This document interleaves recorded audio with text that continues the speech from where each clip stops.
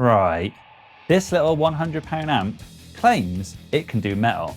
Let's find out if the new Harley Benton DNAFX AmP20 actually delivers the brutality, or if it's just another budget box with a big promise. Thanks to Harley Benton for supporting my community, sending this amp over and sponsoring today's video. Usually amps like this would have all the stuff on the front here, but to maximize real estate and get a bigger speaker in there, all of the dials are up here on the top. So for the sake of you guys being able to see what's going on, I'm gonna have to light it down like this. And in a second, I'm gonna be plugging into the headphone output here.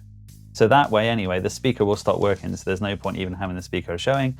But when I plug into this, like this, that now can record into my computer, going from an 3.5mm jack into an XLR input jack into my DAW. So let's see if this amp does metal. It says it does. So I'm just gonna start on a clean, and then we're gonna work up to metal. So we've got here, we've got a, so I think we've got a brown amp, which is a brown sound, which is like Eddie Van Halen. Then we've got metal. Then we've got ultra. So ultra sounds a bit blown out. Ultra is a bit like when I was learning to play the guitar and I got my Line 6 Spider, I would just put it on ultra and be like, yeah, this is so metal. But I think it's a bit too much. Yeah. Let's go back to metal.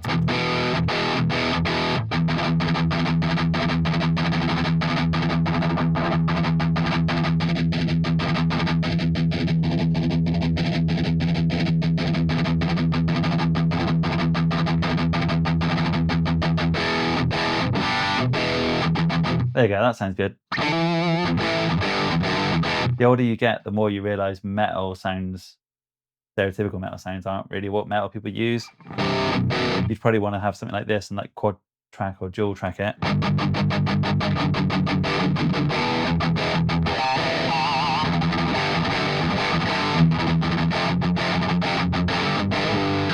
You also want the option to be able to boost it as well with like a separate pedal. So you don't want too much gain straight away. You want to be able to add to it.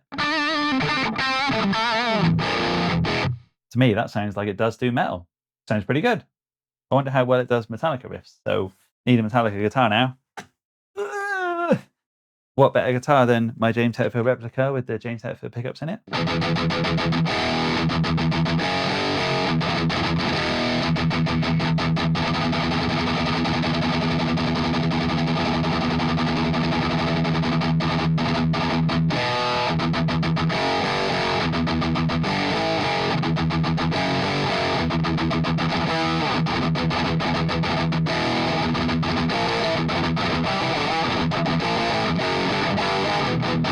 Sounds great.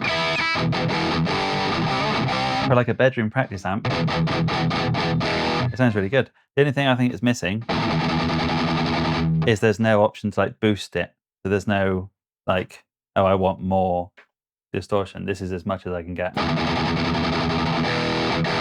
I would really like it if it had like a boost. I know there's like effects here, like chorus and stuff, but I don't think there's an extra gain one, and I wish there was.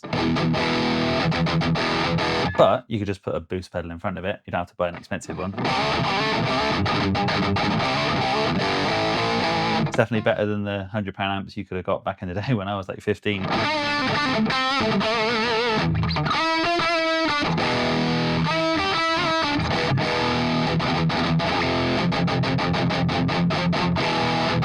Definitely does Metallica. Sounds pretty good. Well, we know it can do Metallica riffs. That was fine. E standard all day. Let's now try my ESP E2, which is in drop C with Fishman's. See how well it does drop C metalcore riffs.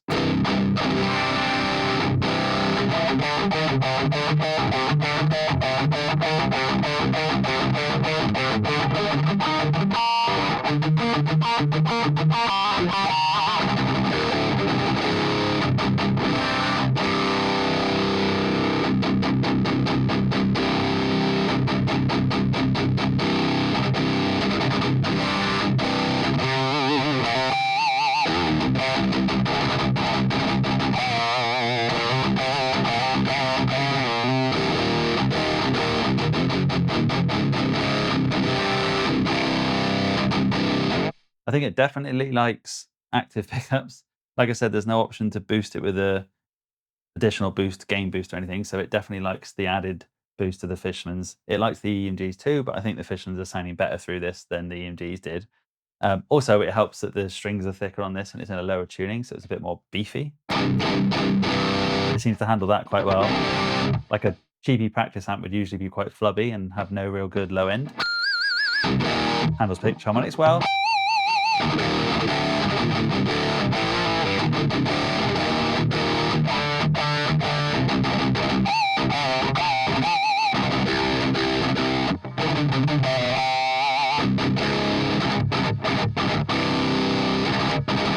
Yeah, I think it sounds really good with the drop C riffs.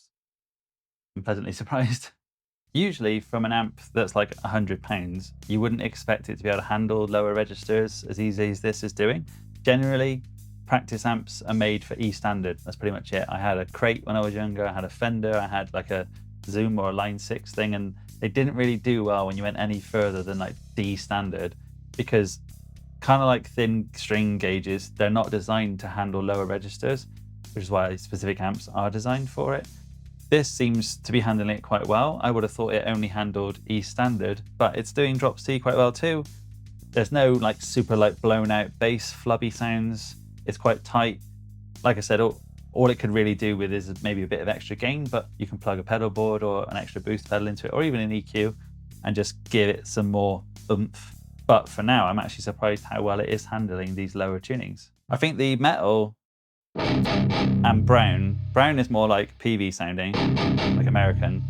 Metal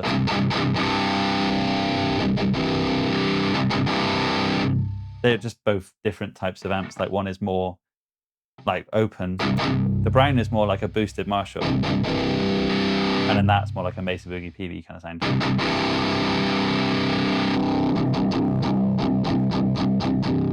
Well, if I turn the volume down on the fuzzy one, just makes it quieter. But it's really like, it's really like woofy sounding. I don't know why. Again, it must be the chainsaw buzz saw kind of sound. But yeah, the metal is really nice.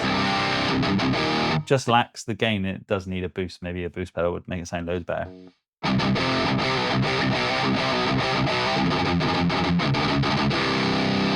And also, just for science, I have put my Tube Screamer into this to show that it does give me the extra boost that I needed.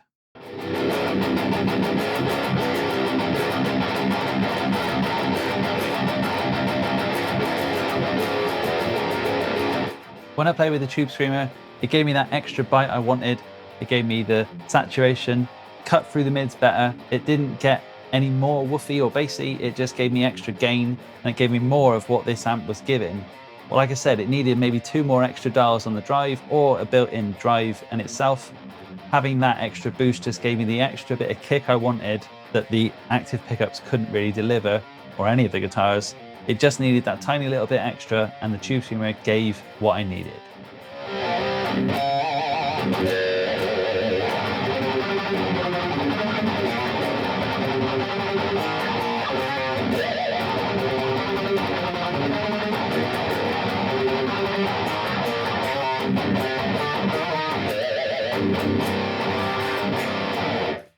And also, you get to hear how that 8-inch speaker sounds. Pretty loud. I actually had to turn it down because it filled the room quite easily.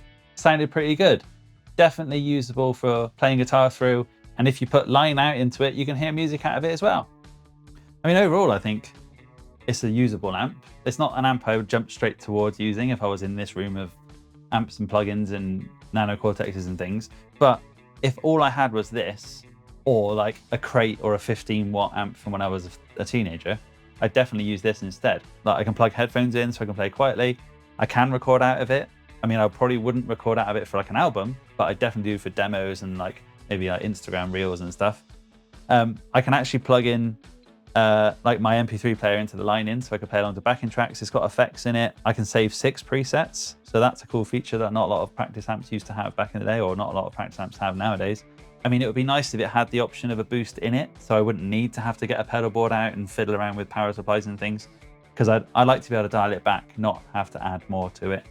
But yeah, if it's ease of use, you don't like tech, you don't really want to mess around with complicated things, you just want to play guitar, I'd say you'd be pleasantly surprised by how good this is for the price range.